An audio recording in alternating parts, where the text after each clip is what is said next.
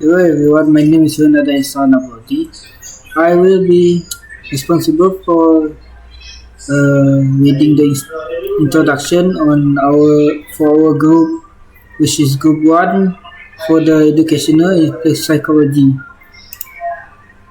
Uh, Cultural responsive education is the deliberate integration of diverse cultural perspective into every facet of learning, extending beyond simply acknowledging diversity to fostering deep understanding, respect, and appreciation.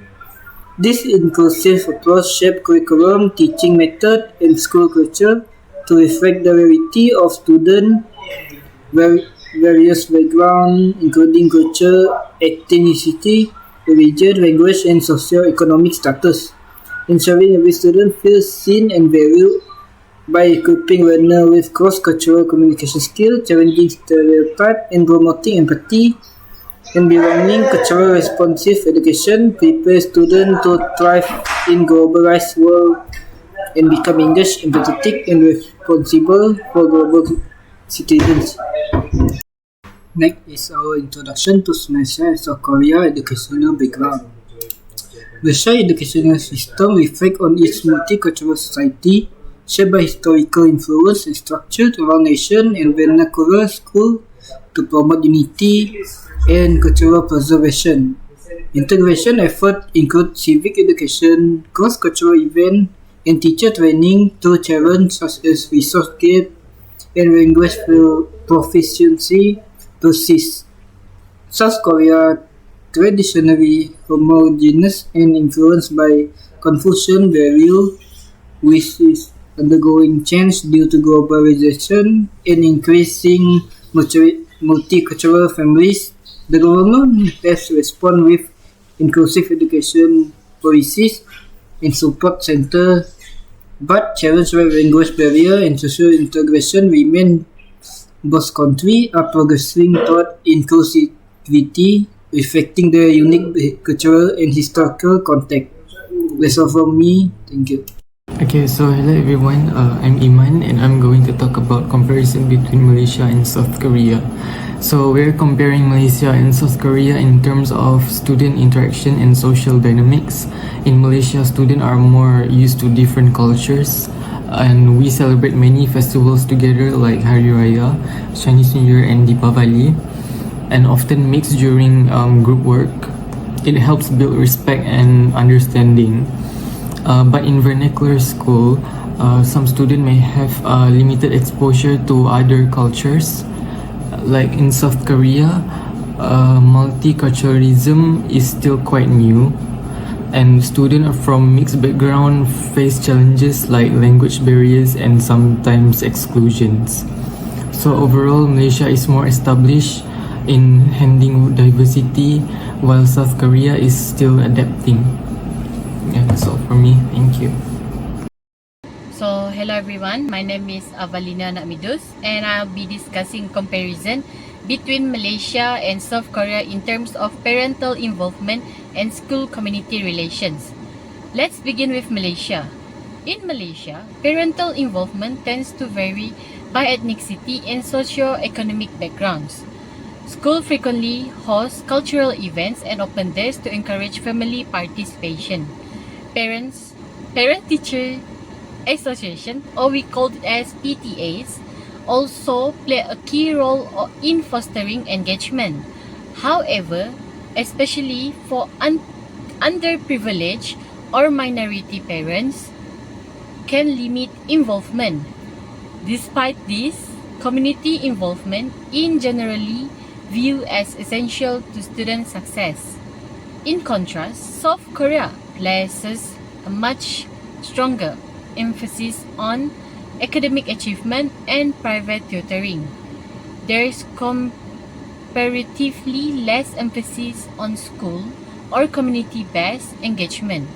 Multicultural parents in South Korea face several barriers, including language difficulties, unfamiliarity with the education system, and social exclusion. The government is making efforts to address these issues by providing translation service and community support programs.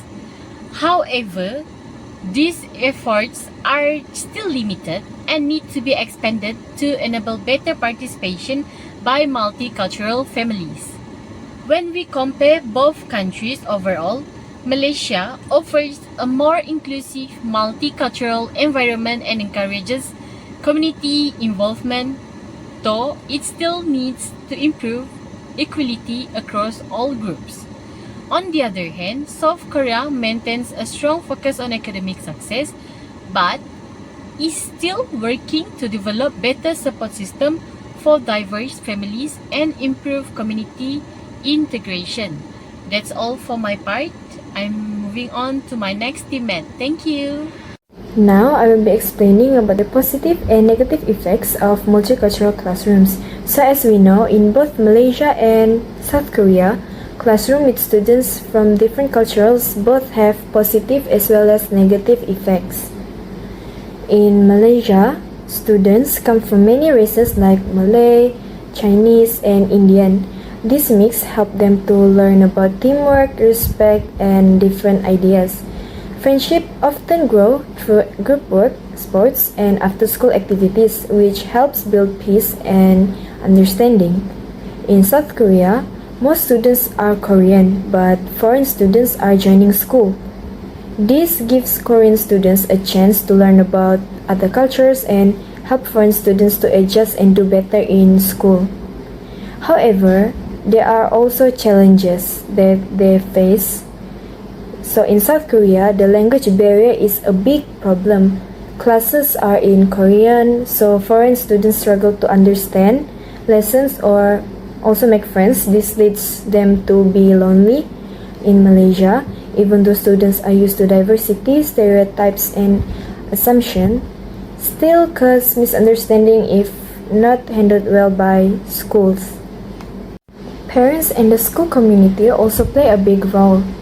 In Malaysia, many parents teach the children to be proud of their culture and also kind to others, but some parents, especially from poorer backgrounds, may not be as involved. So in South Korea, parent groups help with school decisions, but foreign parents often stay out because of language and cultural differences. In conclusion, multicultural classrooms have many benefits. Students learn how to work with different people, which helps them in life and work. But to make it really successful, the school needs to support all students and parents. Teachers should promote understanding and school should welcome all families. I'm sure that with the right support, this classroom can build peace, respect, as well as unity. Hello everyone, my name is Kuandia Masada. I will read about conclusion for my groups. Malaysia and South Korea have different approach to multicultural education. Malaysia's diverse population has shaped a system with national and vernacular schools that support cultural preservation and social integration through cultural festivals and values programs. Despite some challenges like unequal resource, Malaysia has many years of experience promoting unity among students from different backgrounds. South Korea, on the other hand, is still adjusting to its growing multicultural population, which government efforts like language support and multicultural centers. However, language barrier, public attitudes, and structural challenges slow full integration. In school, Malaysian students regularly interact across cultures, which builds empathy, while South Korea students from multicultural families often struggle to connect due to language and cultural gaps. Parental and community involvement also differs. Malaysian school engage families in cultural activity, while South Korea parents focus more on academic success through private tutoring, which multicultural families facing extra challenges. How overall, Malaysia approach is more community-based and culturally integrated, while South Korea continues to develop system and attitude for better inclusions. Okay, that's all for me.